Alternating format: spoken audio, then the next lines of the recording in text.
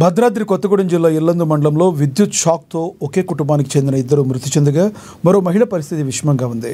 మరిగూడెం పంచాయతీ ఎల్లాపురం గ్రామానికి చెందిన ఎర్రమ్మ తెల్లవారుజామున కాలకృత్యాలు తీర్చుకునే సమయంలో బట్టలు వేసుకుని దండం ముట్టుకుంది. కానీ అప్పటికే దానికి ఒక దగ్గర తెగి ఉన్న విద్యుత్ సర్వీస్ వైరు తగిలి విద్యుత్ సరఫరా అవుతుండడంతో ఆమెకి విద్యుత్ షాక్ తగిలింది.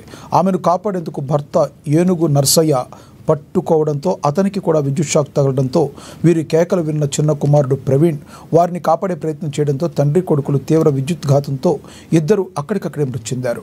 విషయం తెలుసుకున్న కొమరారం ఎస్ఐ నాగుల్ మీరా ఘటనా స్థలాన్ని పరిశీలించి విచారణ చేస్తున్నారు.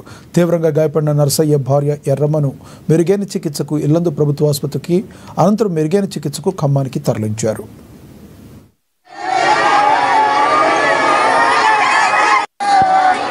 అక్కడ ఎల్లపురంలో ఇలా తెల్లదాం 4 గంటలకి అక్కడ కరెంటు ఇంట్లోకి వచ్చిన సారీస్ వైరు రేకులు కింద నిండిపోయింది.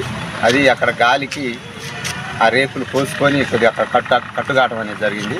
దాని కింద బైనింగ్ వైర్ అనేది ఆరేసుకోవటానికి దండం కట్టుకున్నారు.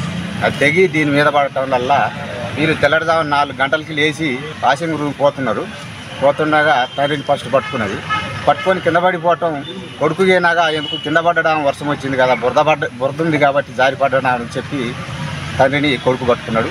కొడుకుని అయినా కరెంటు పట్టుకుంది. వీళ్ళిద్దరు పడిపోయిందని చెప్పి తల్లిగానే పట్టుకున్నది, ముగ్గురిని పట్టుకున్నది. కరెంటు ఇద్దరు చనిపోవటం అనేది జరిగింది. తండ్రి నర్సయ్యను ప్రవీణ్ కొడుకు వీళ్ళిద్దరూ చనిపోవటం అనేది జరిగింది. తల్లి ఖమ్మంలో హాస్పిటల్లో